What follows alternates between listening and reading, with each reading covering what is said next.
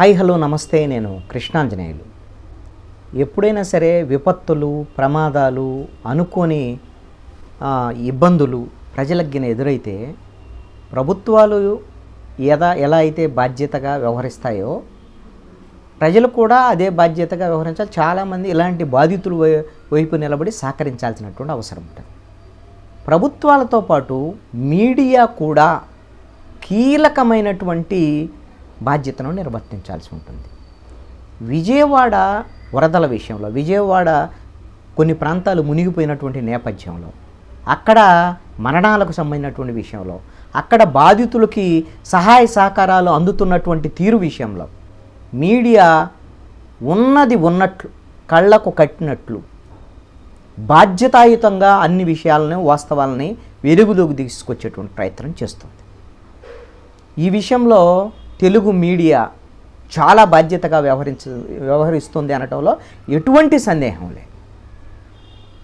ఇది అన్ని మీడియాల్లో కూడా క్లాసిఫికేషన్స్ ఎలాగో కొన్ని ఈ పార్టీలకు సపోర్ట్ చేసే మీడియాలు, కొన్ని ఈ పార్టీలకు సపోర్ట్ చేసే మీడియాలు, అధికారానికి ప్రతిపక్షానికి సపోర్ట్ చేసే మీడియాలు, ఇట్లాగా వేరువేరుగా విమర్శలు గతంలో ఉండొచ్చు, అవి రాజకీయాల విషయంలో.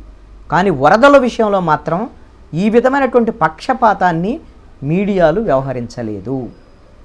ఇది కనీసం ఇలాంటి విపత్తు విషయంలో విజయవాడ ప్రజలకి, బాధితులకి అండగా మీడియా వ్యవహరిస్తుంది.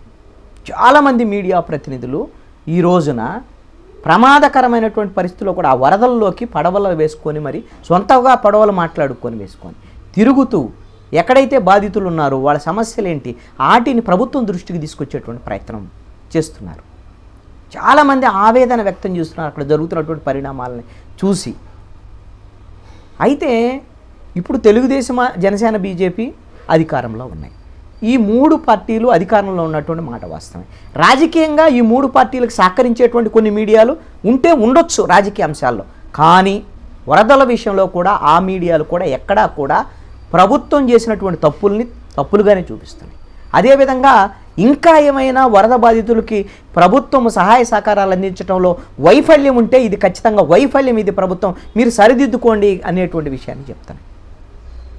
నేను ఇందాక వీడియోలో సాక్షి గ్రౌండ్ రిపోర్టుకు సంబంధించినటువంటి 32 మంది చనిపోయారు విజయవాడ వరదల్లో, కొట్టుకొస్తున్నాయి శవాలు, ఇంకా ఎంతమంది చనిపోయారో అర్థం కానటువంటి పరిస్థితి ఉందని వాళ్ళు ఒక గ్రౌండ్ రిపోర్ట్ ఇచ్చారు అనేటువంటి విషయాన్ని చెప్పాను.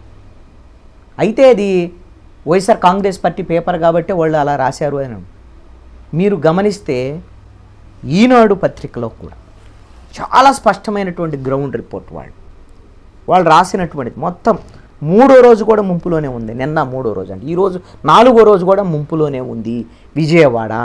ఇంతవరకే పరిమితం అవ్వలేదండి వాళ్ళు.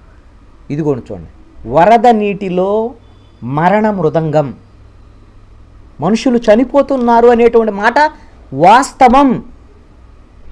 చనిపోతున్నారు మనుషులు. ఈ చనిపోయినటువంటి వాళ్ళ పేర్లతో సహా 10 మంది పేర్లతో సహా ఈనాడు పత్రిక 10 మంది చనిపోయినటువంటి వాళ్ళ దగ్గర ఉన్నటువంటి సమాచారం ప్రకారంగా మళ్ళీపాముల వర్ధన 18 ఏళ్ళు, నూ రాజీవ్ నగరు, మాత సన్యాసి అప్పుడు 85 ఏళ్ళు, పాత రాజీవ్ నగరు, గుంజా రమణ 48 ఏళ్ళు, అజిత్ సింగ్ నగరు, వజ్రాల కోటేశ్వరరావు 41 ఏళ్ళు, ఇబ్రహీంపట్నము, కే దుర్గారావు 16 ఏళ్ళు, రాజీవ్ నగరు, కే రమణారెడ్డి 50, అజిత్ సింగ్ నగరు, నాగదుర్గారావు 33, ఇబ్రహీంపట్నం, ఒలిశెట్టి చంద్రశేఖరం 32, కృష్ణలంక. ఈ విధమైనటువంటి మృతదేహాలను ఇప్పటికే గుర్తించారు. ప్రకాశ్ నగర్లో 45 ఏళ్ళ వ్యక్తి, జక్కంపూడిలో 40 ఏళ్ళ వ్యక్తి, ఇబ్రహీంపట్నంలో 25 ఏళ్లకు చెందిన బీహార్కు సంబంధించినటువంటి వ్యక్తి, గుణదల్లో 40 ఏళ్లలోపు ఒక గుర్తు తెలియని శవం ఇవన్నీ కూడా బయటపడ్డాయి. రాజరాజేశ్వరిపేటలో కొడాలి యశ్వంత్ 20 ఏళ్ళు వరదల్లో మంగళవారం మృతి చెందినట్లు సిపిఎం నేత బాబురావు వెల్లడించారు అని వాళ్ళు చనిపోయినటువంటి వాళ్ళ పేర్లతో సహా రాశారు. ప్రభుత్వం ఇప్పటి వరకు వరదలకు సంబంధించినటువంటి విషయంలో చనిపోయినటువంటి వాళ్ళని ప్రకటించాలి. సరిపోయారంటే అదేమి ప్యానిక్ అయ్యేటువంటి అంశం కాదండి. ఈ విధంగా జరుగుతున్నాయి, ఈ విధంగా కొంతమంది ఇంకా చనిపోకుండా కాపాడాల్సినటువంటి తీవ్రత ఉంది అనేటువంటి అర్థమవుతుంది. 4వ రోజు కూడా ఈ రోజున వరదల్లో ఉన్నారు అనేటువంటి పరిస్థితి ఉంది అని అంటే ఇంతకన్నా ఇబ్బందికరమైన పరిస్థితి మీరు ఇంకేముంటుంది ప్రభుత్వం. ఇప్పుడు వీళ్ళేమి చంద్రబాబు నాయుడు 3 రోజుల నుంచి నీళ్ళలో ఉన్నాడు, అట్లా తిరుగుతున్నాడు, ఇట్లా తిరుగుతున్నాడు రాశారు. మంచిదే, ఆయన తిరగటం మంచిదే. ఆయన సమస్యలను చూడటం మంచిది. ఆయన క్షేత్రస్థాయిలో తిరగటం కన్నా ప్రతి చివరి బాధితుడికి కూడా సహాయ సహకారాలు అందాల్సినటువంటి అవసరం ఉంది. అది కదా ముఖ్యం. ఆయన వచ్చి ముఖ్యమంత్రి వచ్చేసి ఏం చెప్తున్నారు, ఉద్యోగులు సహకరించడంలో వాళ్ళని సస్పెండ్ చేయడం, ఇప్పుడు ఇవే సమన్వయం చేసుకోవడంలో లోపాలు కదా. మీకు ఆంధ్రజ్యోతి చూడు, మీ మొదటి రోజు నుంచి కూడా ఆంధ్రజ్యోతి కథనాలన్నీ కూడా ప్రజల తరపున ప్రజల కష్టాలకి అద్దం పట్టేటువంటి విధంగా, కష్టాలు కన్నీళ్ళు ఎంత దారుణమైనటువంటి పరిస్థితులు మొత్తాన్ని కూడా వివరించేటువంటి ప్రయత్నం ఈరోజున ఆంధ్రజ్యోతి చేస్తూనే ఉంది. నిన్నే ఆంధ్రజ్యోతిలో రాశారు, చాలామందికి కనీసం భోజన ప్యాకెట్లు కూడా అందలేదు. అంత ముందు రోడ్లో ఉండేటువంటి వాళ్ళకి మాత్రమే భోజనాల ప్యాకెట్లు ఇస్తున్నారు, వెనక రోడ్లో ఉండేటువంటి వాడికి కనీసం వెళ్ళట్లేదు భోజనాల ప్యాకెట్లు అని. ఆహాకారాలు చేస్తున్నారు పిల్లలకు పాలందకనే అని ఆ కథనాలను వేశారు. అదేవిధంగా అసలు ఎన్ని పడవలు తెప్పించిన పడవలు ఎన్ని వందల సంఖ్యలో పడవలే వచ్చినాయి. ఏం పడవలు లేవా? మత్స్యకారుల దగ్గర బొచ్చులేని పడవలు ఉంటాయి. వాటిని ఇప్పుడు ఈ ఎన్డీఆర్ఎఫ్ వాడే లైట్ వెయిట్కి సంబంధించినటువంటి ఇవి ఈజీగా తీసుకొచ్చి మూవ్ చేసేసి చేయొచ్చు. అంతవరకు తెచ్చారు. వైజాగ్ ఒడిశా నుంచి కూడా కొన్ని తెప్పించారు, కాదనటం లేదు. కానీ మత్స్యకారుల దగ్గర కొంచెం అవి బరువు ఉంటాయి పడవలు, అవి మరబోట్లు ఉంటాయి. ఆ మరబోట్లని లారీలు ఎక్కించుకొని తీసుకురావాలి. అక్కడ 20 మంది ఎత్తాలి, ఇక్కడ 20 మంది దించాలి. అయితే ఏమిటి, 4 రోజుల నుంచి నీళ్ళల్లో ఉన్నటువంటి పరిస్థితుల్లో వాళ్ళని పునరావాస కేంద్రాలకు తరలించేటువంటి పరిస్థితి ఒక రోజులో మొదటి రోజు ఫెయిల్ అయింది. గవర్నమెంట్ అడ్రస్ చేయలేకపోయింది వాళ్ళ సమస్యని. ముఖ్యమంత్రి వచ్చి కూర్చునేంత వరకు రెస్పాండ్ అవ్వలేదు అధికారులు.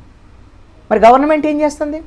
ముందు రోజు అలర్ట్ చేయలేదు, వరదకు ముందు వరద వచ్చిన రోజు అలర్ట్ కాలేదు. ముఖ్యమంత్రి వచ్చి కూర్చున్న తర్వాత అలర్ట్. ఇప్పటికీ కూడా ఇంకా సమన్వయ లోపం ఉంది. ఎవరైతే బాధ్యులుగా అధికారులు పేర్లు ఇచ్చారో వాళ్ళు ఎవరు ఫోన్ ఎత్తట్లేదని అనేక మంది జర్నలిస్టులు ఈ రోజున బాధ్యతగా ప్రమాదకరమైనటువంటి స్థితిలోకి వెళ్ళి కూడా రిపోర్ట్, అది వాళ్ళ డ్యూటీయే, కాదనటం లేదు. ఇప్పుడు 65 ఏళ్ళు 70 ఏళ్ళు ఉండేటువంటి ఒక సీనియర్ జర్నలిస్ట్ గణపతిరావు అని ఆయన అనుభవాన్ని చెప్తున్నాను. ఆయన ఈ వరదల్లో చిక్కుకొని ఉంటే ఎన్డీఆర్ఎఫ్ వాళ్ళని, అయ్యా నేను ముసలోడిని, నన్ను కొంచెం తీసుకెళ్ళండి, ఆ బోట్లు ఎక్కించుకున్నటువంటి పరిస్థితి. అక్కడ ఒక జేసీబీలో ఎక్కి ఆయన ప్రాణాలని అరిచేతిలో పెట్టుకొని వచ్చాడు.